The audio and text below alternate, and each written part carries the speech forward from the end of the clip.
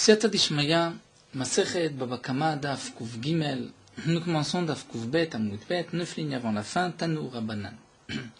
La Gemara continue avec ici une braïta qui est à la suite en vérité de ce que nous avons vu dans le Daf précédent au nom des Bnei Ma'arava, des sages d'Eretz Israël, qui avaient dit que lorsque un homme vient acheter du blé pour une autre personne, le propriétaire du blé, en vérité lui, tant qu'il ne sait pas que la personne qui est devant lui achète pour une autre personne, il ne sait pas que c'est un shliach, il pense que c'est pour lui. Les Bnei Ma'arava nous ont dit que le propriétaire du blé ne vend qu'à celui qui est devant lui, il ne fait acquérir qu'à cet homme-là, tant que cet homme-là ne lui est pas dit, qu'il achète pour une autre personne. Alors la Gemara continue ici, Tanu Rabbanan avec une braïta. C'est marqué dans la braïta, Loker Sadeh Beshem Chavero, un homme qui achète un champ au nom de son ami. En kofin oto limkor, on ne l'obligera pas à vendre. Ve'im amarlo almenat, et dans le cas où il a dit à condition, kofin oto limkor, là dans ce cas-là, on l'obligera à vendre. Qu'est-ce que la braïta vient nous dire? Maïka Amar, comment déchiffrer cette braïta qui d'un premier abord nous paraît incompréhensible? Amar Rav Sheshat nous dit, voici l'explication à Chikamar, Loker Sadeh Mechavero Beshem Rej Galuta. Un homme qui achète un champ à son ami, donc Réhouven achète un champ à Shimon, au nom de Rej Galuta. C'est-à-dire que Réhouven veut prendre des précautions. Il a peur que cette vente soit ensuite discutée. Donc, d'emblée, il dit qu'il n'achète pas pour lui, il achète pour Rej Galuta. Rej Galuta, c'est celui qui était à la tête de l'exil, qui avait une certaine autorité, et les gens avaient peur de lui à l'époque en Bavel. Donc Réhouven se dit, j'achète un terrain de chez Shimon pour moi, mais en vérité je vais l'acheter au nom de Rej Galuta, et ainsi les gens vont avoir peur et ne vont pas remettre en question cette vente. Donc sur le shtar, Shimon va écrire, je vends le terrain, moi Shimon, à Rej Galuta. En kofin oto Rej Galuta limkor. On n'obligera pas le Rej Galuta à vendre, c'est-à-dire à écrire un shtar à ce Réhouven, d'écrire que Rej Galuta vend le terrain à Réhouven, puisque Rej Galuta ne veut pas que se multiplient des shtarot que nous verrons par la suite en son nom. Donc on ne peut pas obliger Rej Galuta à vendre le terrain, c'est-à-dire à écrire un shtar en son nom, que Rej Galuta vend le terrain à Réhouven. Ve'im amar almenat, et dans le cas où Réhouven a dit au moment où il a acheté, à condition almenat, que Rej Galuta ensuite me vende le terrain, kofin et Rej Galuta limkor, on obligera Rej Galuta à vendre, à écrire un shtar. C'est ainsi que la Gemara comprend, d'après Rav Sheshat, la braïta. Nous allons tout de suite reprendre à Marma. La Gemara nous dit, nous venons de voir à Loker Sadeh Beshem Rej Galuta. Celui qui a acheté un terrain au nom de Rej Galuta, donc nous avons dit Réhouven qui achète de chez Shimon, pour le Rej Galuta. Donc le shtar que Shimon a écrit, c'est je vends moi Shimon à Rej Galuta, en kofin oto Rej Galuta limkor. On n'obligera pas le Rej Galuta à vendre, à écrire un shtar comme quoi Rej Galuta vend à Réhouven. Michlal, donc la Gemara nous dit, cela voudrait dire, des mikne kanele, qu'il a acquis le terrain. Nous avons ici, dans les Haronim, deux explications. Comment comprendre Michlal de Mikne Kanela? Est-ce que c'est le Rej Galuta qui est le véritable propriétaire? Ou bien c'est ce Réhouven qui est le véritable propriétaire? L'explication du char est que c'est le Rej Galuta qui est propriétaire, mais nous avons par la suite ensuite une question. On verra pourquoi obliger ensuite Rej Galuta à vendre le terrain, c'est lui qui est propriétaire. Donc nous allons suivre l'explication du Ktsot HaChoshen, qui lui propose que Michlal de Mikne Kanele, c'est en vérité que la Gemara nous dit qui est le véritable propriétaire du terrain, c'est ce Réhouven. Puisque l'on voit que on discute, est-ce qu'on va obliger Rej Galuta à écrire un shtar que Rej Galuta vend à Réhouven ou pas? C'est qu'en vérité, le véritable propriétaire, c'est Réhouven. Donc Réhouven a acheté à Shimon un terrain au nom de Rej Galuta, et on voit ici que le propriétaire c'est Réhouven. Donc Shimon a fait acquérir son terrain à Réhouven. C'est là où on retrouve le Bnei Ma'arava, les Mapligé des Bnei Ma'arava. On nous dit la Gemara, si Rouven a pu acquérir, alors que Rouven n'a pas dit qu'il a acheté le terrain pour lui. Il a précisé qu'il l'a acheté pour Resh Galuta. Donc cela voudrait dire que Rav Sheshat est en marloquette avec les Bnei Ma'arava, des Amré qui ont dit, V'chi mi odio les Baal Chitim, Shakne Chitim, les Balabaïd, Narava nous ont dit que lorsqu'un shliach vient acheter du blé, le propriétaire du blé ne vend qu'à celui qui est devant lui, c'est-à-dire lorsqu'on lui dit j'achète, c'est pour celui qui m'a dit j'achète, sauf s'il précise j'achète pour quelqu'un d'autre. Donc là, Réhouven a acheté pour Resh Galuta. Comment se fait-il que ce soit lui, Réhouven, qui soit le propriétaire du terrain? C'est que donc Rav Sheshat ne serait pas d'accord avec les Bnei Ma'arava, il penserait comme les autres Amoraïm qui étaient donc en marloquette, comme Rabbi Yochanan, que même si Réhouven n'a pas précisé pour qui il achète, il n'a pas précisé qu'il achetait pour lui, il a dit qu'il achetait pour Resh Galuta, mais étant donné que c'est Réhouven qui a payé de son argent, donc Réhouven est le propriétaire. Alors la Gemara nous dit non, Imishumha lokasha, si ce n'est là que ta question, la preuve que donc Rav Sheshat sera en marloquette et Bnei Ma'arava, je te répondrai que Gon de Odo et les Balsadé, Vodin ou les Saadé. On parle dans le cas où Rouven a fait savoir à Shimon, j'achète un terrain pour moi. Il a fait savoir aux témoins, le terrain c'est pour moi que je l'achète, seulement je veux le mettre au nom du Resh Galuta, simplement pour ne pas qu'il y ait ensuite des diffusions sur ce terrain qu'on vienne s'opposer, étant donné que les gens avaient peur à l'époque du Resh Galuta. Donc, puisque le propriétaire du champ Shimon savait que c'était pour Rouven, donc il l'a fait acquérir à Rouven. Alors l'Agma continuait la Ema Sefa. C'est ainsi, comment vas-tu comprendre la Sefa, Almenat Kofin Oto Resh Galuta Limkor. Si Rouven a acheté le terrain pour lui, mais au nom de Resh Galuta, en disant à condition que Resh Galuta va m'écrire un shtar, dans ce cas-là, on obligera Resh Galuta à vendre. Pourquoi demande Agma? Et Velema Resh Galuta. Resh Galuta pourrait dire Lo yekerai chubaina, velo zlotai chubaina. Je n'ai besoin ni de votre honneur, ni de la honte que vous me faites.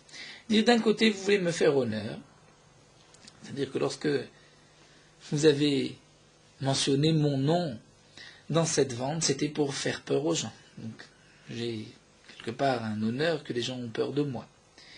Mais d'un autre côté, vous allez me faire honte, puisque vous êtes en train de dire que je suis un homme qui vend mes champs. C'est-à-dire, j'ai besoin d'argent, c'est pour cela que je vends mes terrains, mes propriétés. Donc Resh Galuta peut dire, je ne veux pas de votre kavod, je ne veux pas non plus de votre honte, de votre ziluta, et donc ne m'obligez pas à écrire un shtar comme quoi je vends un terrain maintenant à Réhouven. Donc on ne comprend pas la sefa, comment on peut obliger Resh Galuta à vendre. Et là, Marabaye, alors Abaye nous dit, Achikama, voici comment il faut comprendre la braïta. En vérité, on parle du cas suivant. Le Karsade Beshem Chavero, on va dire Resh Galuta, comme Rashi, lui aussi a cette girsa, d'autres n'ont pas la girsa. Dire un homme achète un terrain Beshem Chavero au nom de son ami Resh Galuta de Resh Galuta. C'est-à-dire que Réhouven a acheté un terrain et il fait écrire que le terrain est pour Resh Galuta. En kofin et amocher limkor zimna achite. On ne va pas obliger ici le vendeur Shimon à écrire un autre shtar. C'est-à-dire, on ne va pas obliger Shimon, qui a déjà écrit un shtar comme quoi il vend le terrain à Resh Galuta, on ne va pas l'obliger d'écrire un autre shtar comme quoi il vend le terrain à Réhouven. Pourquoi?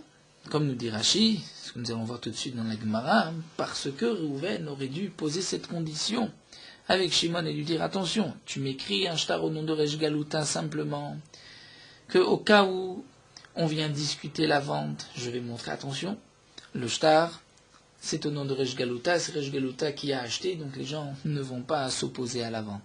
Mais écris-moi aussi un autre shtar en mon nom, sinon demain, les héritiers de Resh Galuta vont venir dire, mais ce terrain, il appartient à Resh Galuta. Encore Resh Galuta peut lui savoir qu'il n'a pas acheté, donc il ne viendra pas réclamer. Au moins ses héritiers vont dire, mais tu as ici un terrain au nom de Resh Galuta, donc donne-nous ce terrain. Puisque Réhouven n'a pas précisé à Shimon, au moment de l'achat, que Réhouven exige un deuxième shtar en son nom, on ne pourra pas obliger ce Shimon à écrire un deuxième shtar. Vim amarlo almenat, et dans le cas où il a dit Almenat, c'est-à-dire que Rouven a dit à Shimon, je t'achète le terrain à condition que tu m'écrives un autre shtar, la kofin est à mocher limkor. On obligera le mocher, c'est-à-dire Shimon, à écrire un autre shtar. Alors la Gemara reprend, Marmar, tu nous as dit, alors Karsade Veshem Chavron, kofim ta mocher limkor, zimna achite. C'est-à-dire que lorsque Rouven a acheté un terrain chez Shimon au nom d'un autre, au nom de Resh Galuta, on n'obligera pas Shimon à écrire un deuxième shtar. Pshita, c'est évident, dit la Gemara. C'est évident qu'on ne peut pas l'obliger. La Gemara répond, Maudétement, on aurait pu croire Matsé à Marlé. Rouven peut dire à Shimon, Medaya data, tu sais très bien, De'ana le nafshae shakilna, qu'en vérité je l'ai acheté le terrain pour moi. Et pourquoi je t'ai fait marquer au nom de Resh Galuta, Ufanchaya be'alma ou de kabaina. Ufanchaya, c'est-à-dire une hatsala, j'ai voulu simplement sauver ce terrain de toute discussion, de toute opposition, et c'est pour cela que j'ai demandé qu'on marque le nom de Resh Galuta. Et tu sais très bien que Zouzé Birdi Loshadina, je ne vais pas jeter mon argent pour rien. Donc lorsque j'ai acheté de mon argent, ce n'était pas pour Resh Galuta, c'était pour moi. Donc peut-être qu'on aurait pu croire que lorsque Rouven a payé, c'était Ela Adata de Katavle Shtara Chine. C'était évident que toi, Shimon, tu allais m'écrire un autre shtar pour que je puisse prouver que ce terrain m'appartient véritablement. Et donc, peut-être que Shimon aurait dû écrire un shtar, Kamash Malan, que non. Ça, c'est le chidouche, tel que Abaye nous a expliqué la Braïta. D'Amarle, Inyana Avdelecha Beade, Hahu Dezavanta Lebishme. C'est-à-dire, je dis que certainement, toi, tu as eu un tnaï, tu as une condition avec celui au nom de qui tu as acheté le terrain et que lui devra t'écrire un autre shtar, mais moi, je ne suis pas obligé de t'écrire un shtar, à toi d'écrire et de te faire écrire un shtar par cette personne-là. Donc, Shimon peut se laver les mains et dire, je n'écris pas un deuxième shtar, et comme le Roche l'explique, un homme ne veut pas écrire plusieurs shtars en son nom.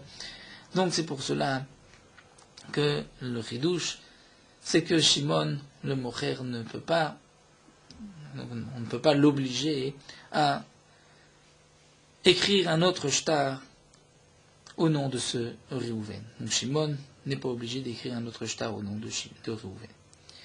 La Gemara continue, nous avons vu vers Marlo Almenat Kofin et Amocher Limkor, dans le cas où Reuven qui a acheté a dit au mocher à Shimon, attention j'achète au nom de Resh Galuta, mais à condition que tu vas m'écrire un autre shtar. Là on obligera Shimon à écrire un autre shtar. Pshita dit la Gemara, s'ils ont convenu ensemble, c'est évident. La Gemara répond l'Otsricha. En vérité, le chidouche c'est le suivant. D'Amar le ou les Saadé. Parce qu'il a dit, dire que Reuven a dit à Shimon, les Saadé, des témoins qu'a médité devant lui.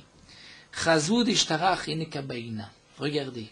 Sachez que je réclame un autre shtar. C'est-à-dire que Reuven, au moment de la signature, où le shtar était marqué au nom de Resh Galuta, a dit devant les témoins, attention, regardez, je vais réclamer un autre shtar. Donc, moi, des témoins, on aurait pu croire, Matzé Amarle, que Shimon peut lui dire, Amina, je me suis dit, shtara mehar de kashakal tabishme, kamarta, lorsque tu as dit aux témoins que tu veux prendre un autre shtar, j'ai compris que c'était que tu veux prendre de ton ami, de celui à qui tu as acheté en son nom, donc de ce Resh Galuta, tu veux prendre un shtar de chez lui, donc Kamash, et donc moi je ne suis pas obligé de t'écrire un autre shtar, Kamash Malan, que non. Qu'en vérité, Reuven peut dire, c'est vrai que j'ai dit cela devant des témoins, que tu aurais pu comprendre ainsi, mais pourquoi je l'ai dit devant des témoins et devant toi? Marley, il va dire, c'est pour cela que je me suis fatigué. Et j'ai dit aux témoins devant toi, pour bien préciser des minach ou des kabaïnak, c'est en vérité de toi que j'ai besoin d'un shtar. Donc le chidouche de la Sefa, c'est que même s'il n'a pas dit explicitement, Shimon, tu devras m'écrire un deuxième shtar, mais qu'il a dit devant des témoins, sachez que je réclame un autre shtar. Donc on aurait pu croire qu'il réclame le shtar de celui au nom de qui a été écrit donc le shtar de vente, Kamash Malan, que non, que c'est de Shimon qu'il réclame le shtar. La Gemara continue avec un autre cas, Rav Kahana Yahiv Zouza Akitna, a donné de l'argent à Kitna pour acheter du lin. Les sauf, en fin de compte, Aikar Kitna. Le lin a pris de la valeur. Il a pris de la valeur et Zavne Maravate de Kitna. Les propriétaires du lin ont vendu ce lin pour le compte de Rav Kahana. Rav Kahana avait payé pour recevoir du lin. Comme nous explique ici Tosfot, dans la Havamina de la Gemara, on pensait que Rav Kahana a pris le lin et l'a ensuite laissé en picadone, l'a confié à ceux qui lui avaient vendu. Lorsque le lin a pris de la valeur, ceux qui lui avaient vendu le lin ont profité de l'occasion pour vendre le lin à un prix intéressant et de faire gagner Rav Kahana.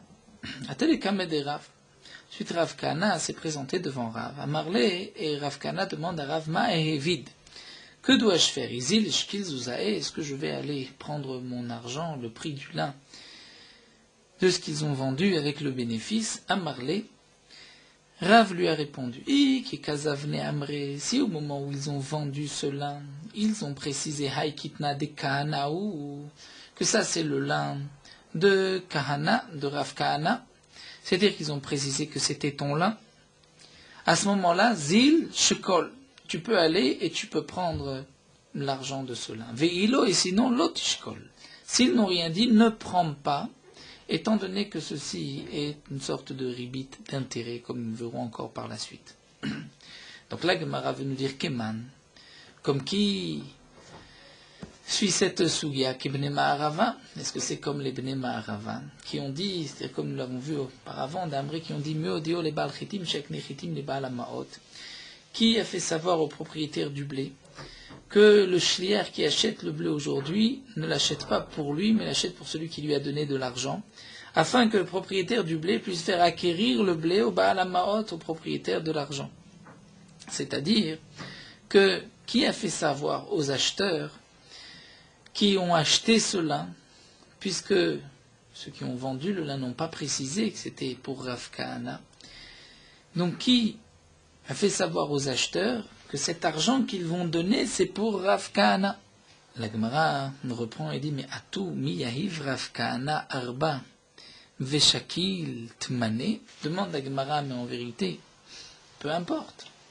Peu importe, est-ce qu'ils ont donné, ils ont été maknés cet argent à Rav Kahana ou pas, mais est-ce que Rav Kahana, comme nous dit Rashi, qui va prendre cet argent et qui va prendre le ribit qu'on lui a donné, est-ce que Rav Kahana a donné 4 et va prendre 8?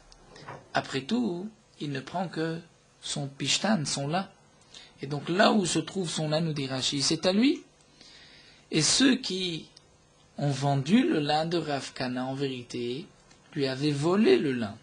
Et donc, au moment où ils ont volé, le lin valait déjà plus cher. Donc c'est eux qui sont responsables et qui vont devoir payer, rembourser Rav Kahana le prix du lin au moment où ils l'ont volé. Et donc, si c'est ainsi, comme nous dit la Gemara, Atou miev Rav Kahana arba veshakil tmane, est-ce que Rav Kahana lui avait donné 4 pour reprendre 8?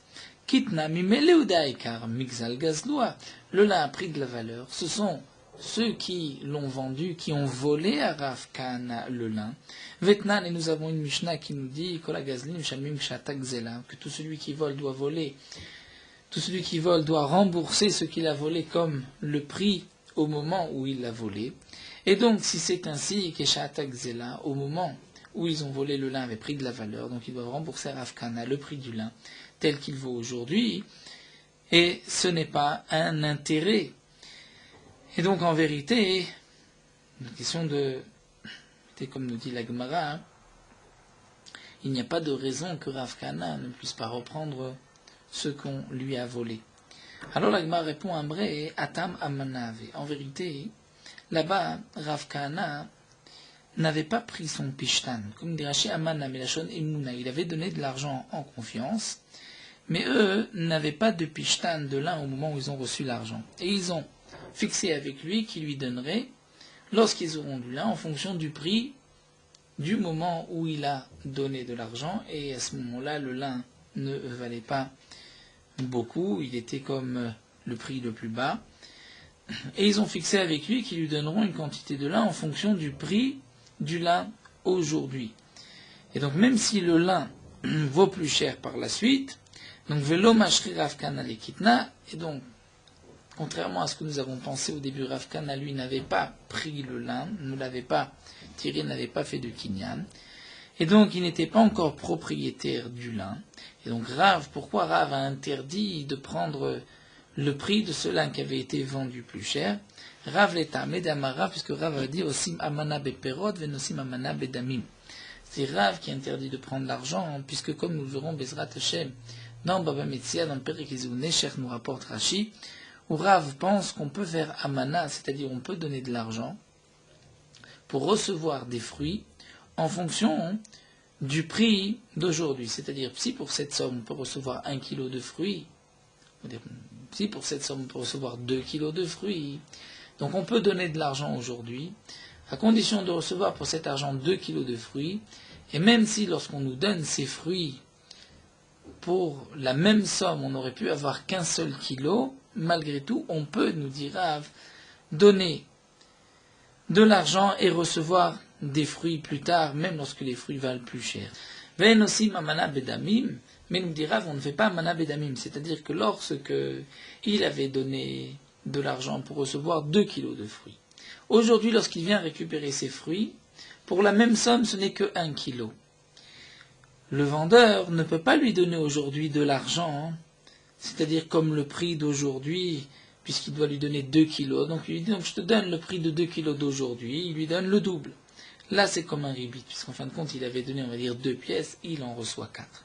Donc là, Gemara nous explique, c'est pour cela que Rav a interdit à Rav Kahana de recevoir de l'argent, étant donné que Rav Kahana n'avait pas reçu le lin sur le moment, et qu'il devait le recevoir par la suite. Par la suite, il ne reprend pas le lin, mais il prend la valeur du lin. Ça, c'est interdit, puisque c'est comme un ribit.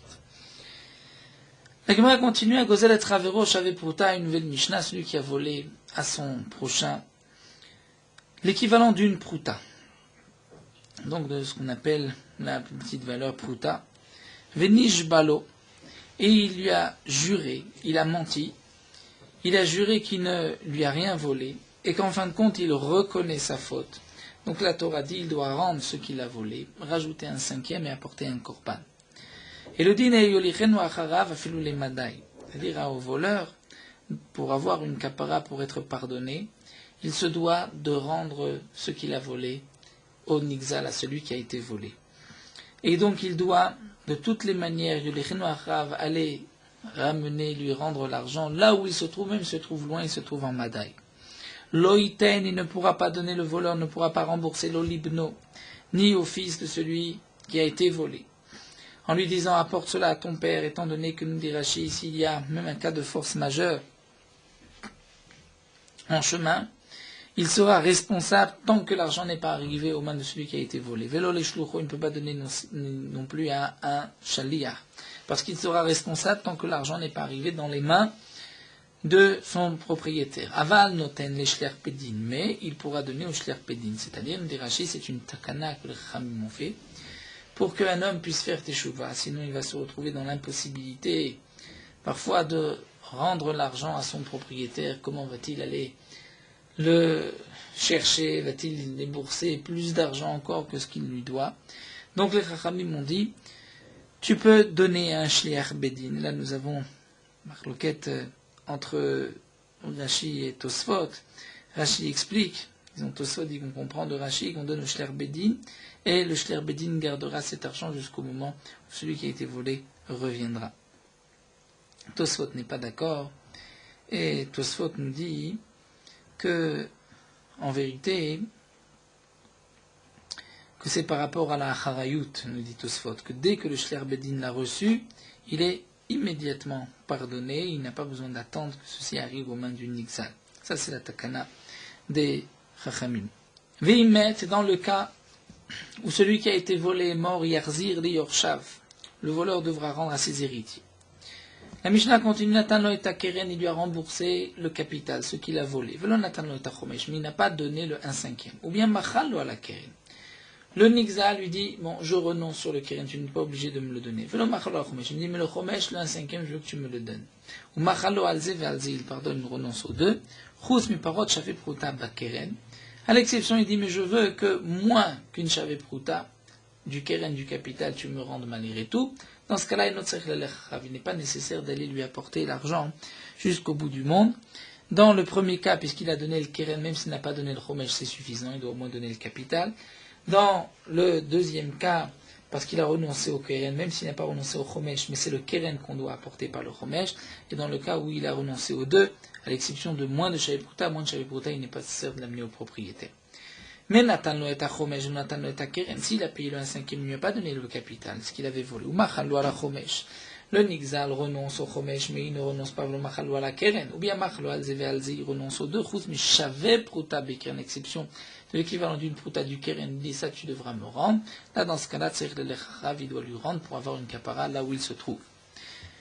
La Mishnah continue, Natan lo et a keren venishba lo ala chomesh. Dans le cas où un homme a volé, il a juré qu'il n'avait pas volé, ensuite il reconnaît, il doit payer le keren, ce qu'il avait volé, et 1/5. Il lui donne le keren. Mais sur le chomesh, il lui dit, mais je t'ai déjà remboursé le chomesh. Il jure qu'il a remboursé. Et après avoir juré, il reconnaît. Donc maintenant, il est responsable de payer le chomesh qu'il devait payer. Il va le payer maintenant en tant que keren pour cette nouvelle choua. Il va rajouter encore 1/5. Alors le din est le suivant, Areze meshalem chomesh al chomesh. Il paiera 1/5 sur 1/5, ad she'it ma'et. Jusqu'au moment où ils te mettent à keren mishavé pruta, c'est-à-dire lorsque le chomesh, c'est-à-dire même s'il jure encore une fois, à chaque fois il lui rembourse le keren, il ne rembourse pas le chomesh, il jure, mais je t'ai remboursé le chomesh, ensuite il reconnaît, et donc le chomesh devient un keren, à chaque fois on retrouvera encore le même principe, il donne le keren et encore un chomesh, de ce chomesh qui lui-même est devenu keren, tant que le keren vaut moins shavé pruta. Lorsque le keren vaut moins que shavé pruta, là, il n'y a plus, le din n'est plus le même, puisqu'il faut qu'il y ait une kfira de Shavé Pruta qui dise Shavé Pruta, je t'ai remboursé, alors ce n'était pas vrai. Rien de Picadon de même, si c'est un objet qui lui a été confié et qu'il jure qu'il n'a pas d'objet, qu'on ne lui a pas laissé en dépôt. Oh, comme c'est marqué dans le Passouk Shnema, oh, B Picadon, dans le Passouk c'est marqué Vechichesh Bamito B Picadon, oh, ou bien Bitsumetiad, Tsumetiad. Il s'agit d'une alva, d'un prix obé gazel de la Torah, obé gazel de ce qui a été volé, au achak et amito, c'est-à-dire il lui devait de l'argent, c'était son ouvrier pour son travail, et il jure, il dit mais je t'ai déjà remboursé. Ou bien au matzah aveda vechecheshba, il a trouvé un objet, ensuite il dit non je n'ai rien trouvé, il jure, venishba al sheker, dans tous ces cas-là, arizem shalem keren vachomesh vacham, il paye vers le keren, c'est-à-dire ceux qu'il devait et qu'il a juré qu'il avait déjà payé ou qu'il ne devait pas. Ça, il devra payer, c'est le capital, qu'on va appeler le keren, chomesh 1/5. Il apportera un korban hacham, étant donné qu'il a juré à faux. Alors nous allons voir dans la Gemara, tout d'abord, nishbalo in, lo nishbalo lo. La Gemara nous dit, c'est marqué que s'il a juré à faux, il se doit d'aller jusqu'au bout du monde pour lui rendre ce qu'il a volé. Et cela voudrait dire que s'il n'a pas juré à faux, il a volé.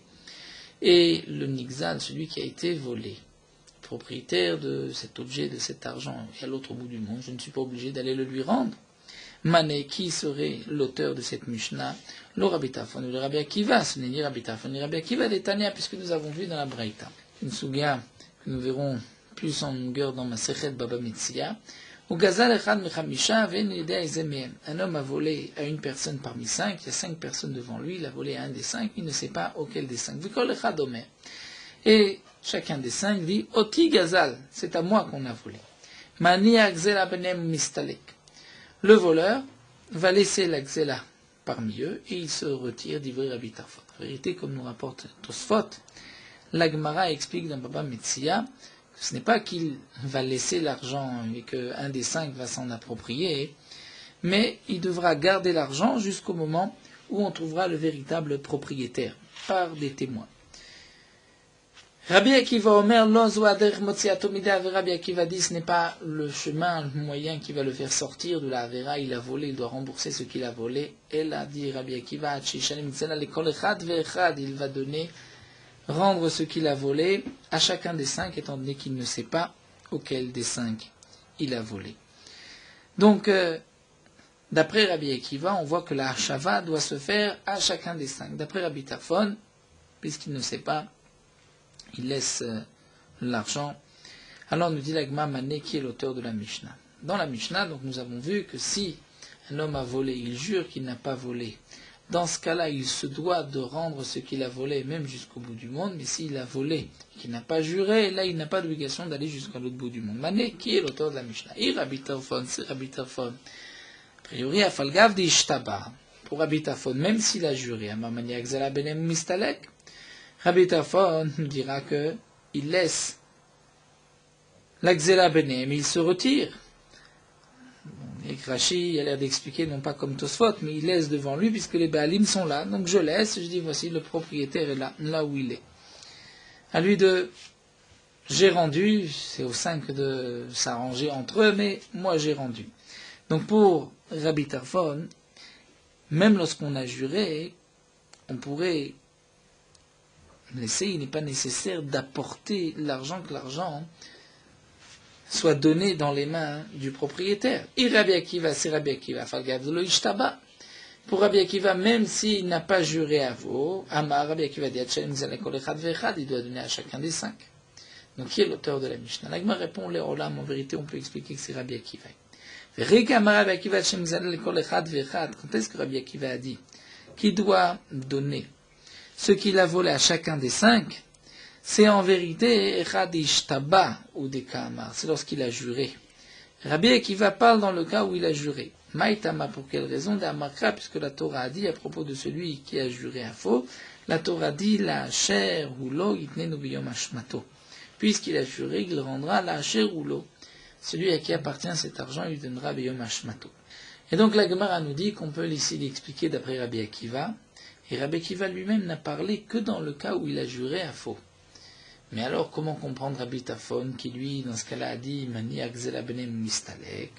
Rabbi Tarfon Afalgav di Ishtaba, Avud Rabbanan Takanta. Rabbi Tarfon pense que même si il a juré à faux, les Chachamim ont fait une takana pour faciliter à la personne de faire tchouva. Donc, Rabbi Tarfon a dit, comme nous allons le voir, des Tanya, Rabbi Lazar, Rabbi Tzadok, Omer, takana Gedola Itkinu, les Chachamim ont institué, ont fait cette grande takana. Lorsqu'un homme doit rendre de l'argent, mais le propriétaire de cet argent se trouve à l'autre bout du monde et il va devoir payer le prix du voyage, l'avion, du bateau, pour rendre cet argent, ce qui lui coûtera plus que le keren, alors il paye le keren romesh au bedin, mevi hashamo mitkaperlo. Il apportera son korban et il sera pardonné par son korban, même s'il n'a pas pu donner l'argent au propriétaire. Donc Rabbi Tarfon pense, même si cet homme a juré, mais étant donné que là 5 personnes sont devant lui, il ne sait pas qui est le propriétaire, donc là il pourra laisser l'argent, ça fait partie de la takana des Chachamim. Bien que c'est marqué la chair ou l'eau, les Chachamim ont dit tu peux donner au shliach bedin. Seulement Rabbi Akiva, lui, n'est pas d'accord. Kavud Rabbanan Takanta. C'est vrai que Rabbi Akiva est d'accord avec cette takana, que lorsque les frais sont plus importants que le keren, il laisse au shliach bedin. Mais Chad yada leman gazle, de kama aderle et mamuna lemare. Il dit ça, c'est lorsque on sait à qui il a volé. Donc l'argent va être rendu à son propriétaire lorsque il reviendra, le bedin lui rendra l'argent. Mais gazal echad michamisha de lo yada leman gazle.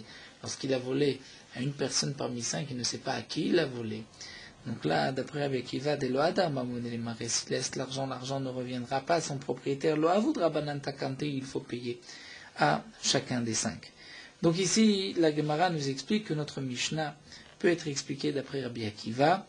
Est-ce que Rabbi Akiva nous a dit qu'il faut rembourser à chacun des 5? C'est lorsqu'il a juré. Donc on comprend la Mishnah, lorsque tu as juré à faux, que tu as volé, tu amèneras cet argent même jusqu'à l'autre bout du monde.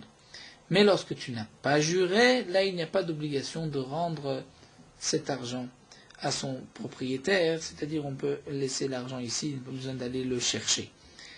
Bien sûr, Rabbi Akiva sera d'accord que si le keren est l'argent qu'on doit rendre est moins important que les frais du voyage, donc nous avons la takana des Chachamim. Rashi nous explique pourquoi on recherche à expliquer la Mishnah comme Rabbi Akiva, étant donné que lorsque nous avons une Stam Mishnah, en général, c'était toujours d'après Rabbi Akiva. Même dire Stam Mishnah Rabbi Meir, c'est d'après Rabbi Akiva. Une Stam Safra, Stam, toujours d'après Rabbi Akiva, parce que c'était les élèves de Rabbi Akiva. Donc on préfère expliquer la Mishnah comme Rabbi Akiva. Metiv Ravuna Bar Yehuda. Mais Ravuna Bar Yehuda vient objecter et dire Amar Rabbi Shimon ben Elazar. Rabbi Shimon ben Elazar a dit Lo nechleku Rabbi Tarfon et Rabbi Akiva. Rabbi Tarfon et Rabbi Akiva ne sont pas en marloquette al shelakar chad mechamisha v'yuntem esem lakar. Lorsque un homme a acheté d'une personne parmi 5, il ne sait pas laquelle des 5, de qui il a acheté, à qui il doit donner l'argent, ou là c'est sûr que aussi bien après Rabbi Tarfon que d'après Rabbi Akiva, de manière de Memekar Benem Mistalek, qui laisse l'argent parmi eux, et il se retire, comme dit Rachid, étant donné que là il n'a pas transgressé. Le din qu'il doit rendre la chair ou l'eau, c'est lorsqu'il a transgressé, mais là il a acheté, il ne sait pas de qui il a acheté, il pose l'argent. Almanech leku, quand est-ce que nous avons une marloquette Rabbi Akiva et Rabbi Tarfon, chez Gazal echad mechamisha bnei adam, il a volé à une personne parmi 5, ve'ene yadei amezemem Gazal, là il ne sait pas de qui il a volé. Rabbi Tarfon omer, manière de megzela benem mistalek, Rabbi Akiva dit, il laisse l'argent parmi eux, il se retire, Rabbi Akiva omer, en lo takana Hashem zela lekol echad ve'echad. Rabbi Akiva dit non, la takana c'est seulement lorsqu'il va rendre à chacun des 5. La Gemara continue, nous dit, ve'is al kadatar, si tu penses, comme nous venons de le dire, que la marloquette de Rabbi Akiva et Rabbi Tarfon. Quand est-ce que Rabbi Akiva a dit que tu dois rendre à chacun des 5? C'est lorsqu'il a juré à faux. Si c'est des ishtaba, donc, lorsque Rabbi Shimon ben Nazar vient nous dire que leur marloquette Rabbi Tarfon et Rabbi Akiva n'est pas dans le cas d'un mekar, d'un achat, mais dans le cas d'un vol, on parle dans le même contexte, c'est-à-dire qu'il a juré.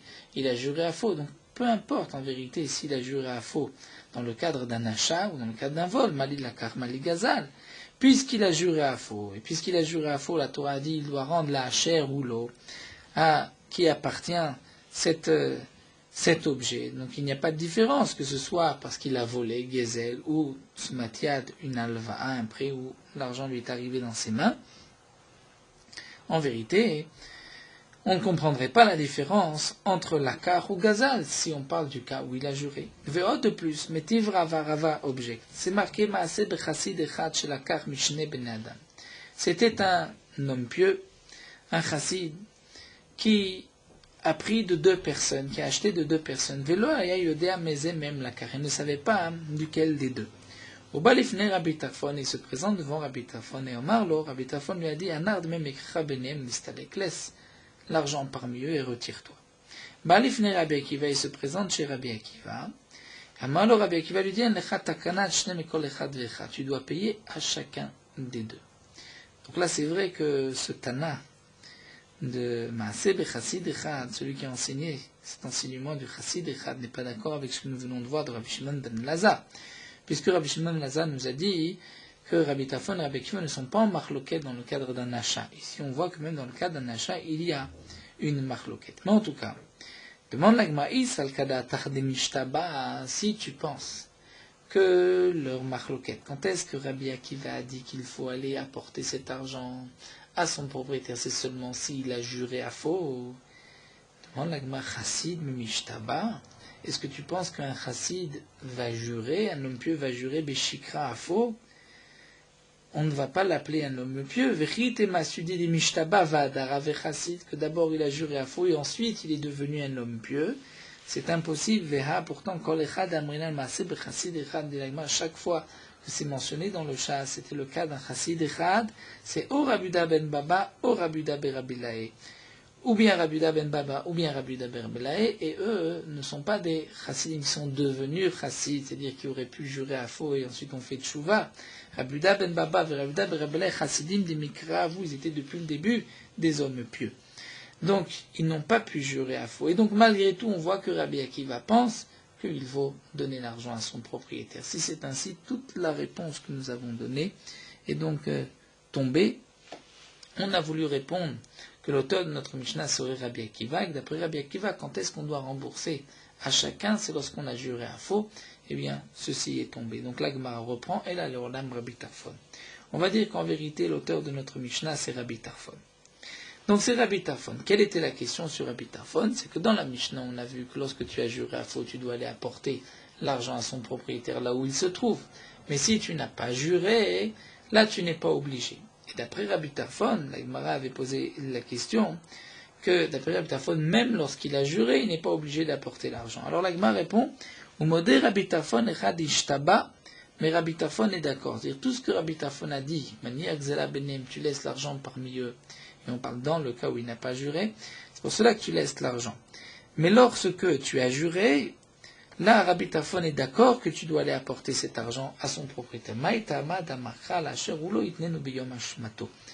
C'est-à-dire, à celui à qui appartient l'argent, tu lui donneras un jour où tu reconnais ta faute.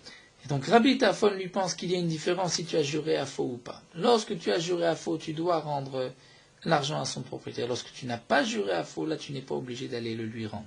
Donc notre Mishnah, c'est seulement parce que tu as juré à faux. Ce que Rabbi Tarfon a dit dans Gazal Echad Mechamisha, il n'avait pas juré à faux.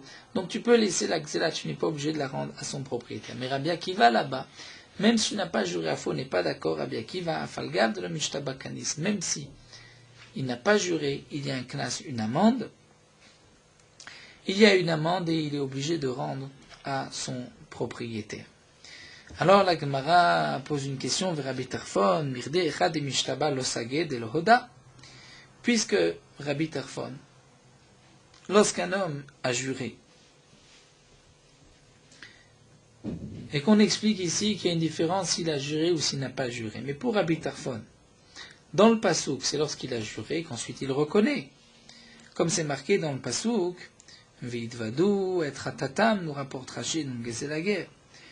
Donc pour Rabbi Tarfon, demande la Gemara, Mirde Echad et Mishtaba lo Saged et lo Hoda.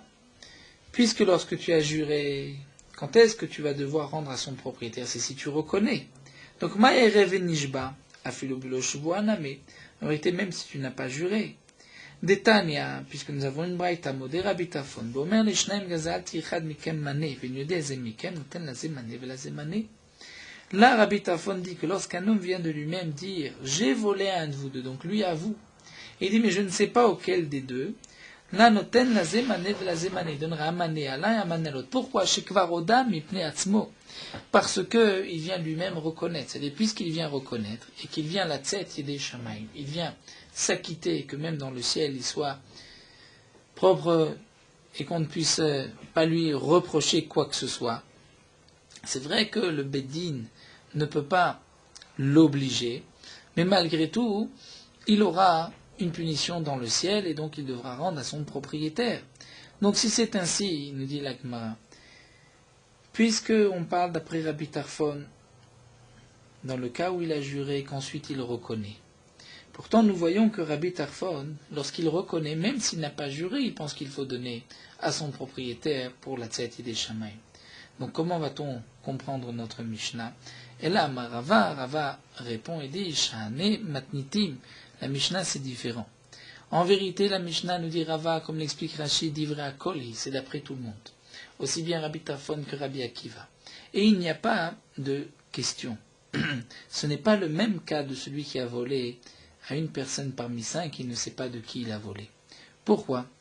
Matniti, Shane matniti, kevan de yada le man gazle, étant donné qu'il sait à qui il a volé. Veodele, il reconnaît, puisqu'il a juré, il reconnaît. Kevan de efshar la adure mamona le mare, puisqu'il peut rendre l'argent à son propriétaire. Avele keman de amarle yuli beatra. C'est comme si le propriétaire, lorsque le voleur est venu lui dire, tu sais, je t'ai volé, j'ai juré, je reconnais. C'est comme si le propriétaire lui a dit, alors, cet argent est chez toi, c'est comme un picadone. Tu devras me rendre cet argent, je te confie cet argent. Donc, lorsqu'il jure, Nishba, Falgav de Kamar, lorsqu'il a juré, même si le propriétaire lui a dit, ou c'est comme s'il lui avait dit, tu me gardes cet argent, quand je reviens, tu me le donneras. Mais étant donné qu'il va des kapara, puisqu'il a besoin d'une kapara, il a besoin de se faire pardonner. Donc, l'osagade matele, il est obligé de lui rendre, de lui donner l'argent. Comme a dit la Torah, Itnenu la asher ashamlo, la asher hulo itnenu. Il devra donner au propriétaire. Mais halo ishtaba, s'il n'a pas juré, avegabe pikadon la deate vishakile, étant donné qu'il n'a pas besoin d'une kapara, donc l'argent est chez lui comme pikadon, comme dépôt, l'argent qui a été déposé, donc il n'est pas obligé d'aller le lui rendre. Et c'est là, nous dit Rava, la différence. Donc dans notre Mishnah, on parle du cas où il connaît qui est le propriétaire, il sait de qui il a volé. Donc lorsqu'il a juré, c'est comme si, ou lorsqu'il reconnaît, c'est comme si le propriétaire lui dit, bon, tu gardes cet argent, tu me donneras cet argent. S'il a juré, il doit lui rendre cet argent, sinon il n'a pas de kapara.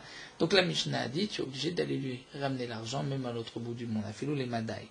Mais si tu n'as pas juré, tu n'es pas obligé. Alors que dans le cas de la machloket de Rabbi Tarfon et Rabbi Akiva, où Rabbi Tarfon a dit tu n'es pas obligé de rendre, Rabbi Akiva a dit tu es chayav de rendre. Là c'est différent étant donné qu'il ne savait pas de qui il avait volé.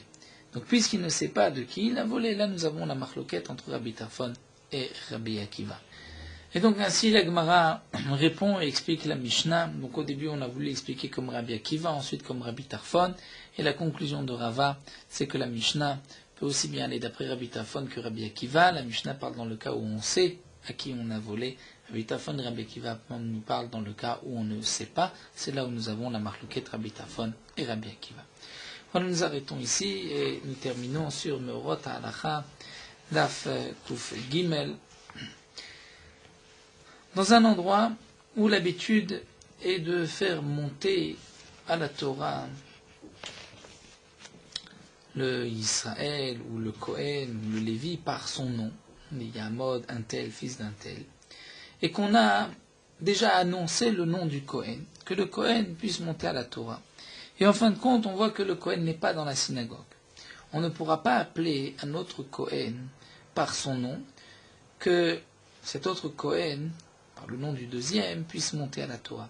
Mais un autre Kohen montera sans qu'on l'appelle par son nom. La raison de cela, c'est qu'on craint que ceux qui se trouvent dans cet endroit et qui entendent qu'on appelle un autre Kohen vont penser que le premier Kohen était Pagoum, c'est-à-dire n'était pas un bon Kohen, il avait perdu son statut de Kohen, et donc c'est pour cela qu'on a appelé un autre Kohen.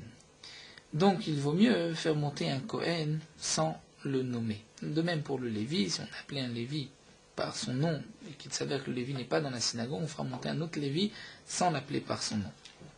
Mais dans le cas où le Kohen et le Lévi sont dans la synagogue, mais ils sont en train de prier, et on ne peut pas les interrompre, on ne peut pas monter à la Torah. Là, on pourrait appeler un autre Kohen ou un autre Lévi par leur nom, donc du deuxième Kohen de Lévi, puisque là, il n'y a pas de recherche boulam, puisque les gens savent que pourquoi ce Kohen n'est pas monté, c'est simplement parce qu'il était dans un endroit de la Tfila où il ne pouvait pas s'interrompre. Si on a appelé un Israël par son nom et il n'est pas dans la synagogue, dans ce cas-là, on pourra appeler un autre Israël par son nom, puisque un Israël, il n'y a pas de Bgam, puisque même un Mamzer pourra monter à la Torah. Dans certains endroits, on a l'habitude que même dans ce cas-là, on fait monter un Israël sans le nommer par son nom.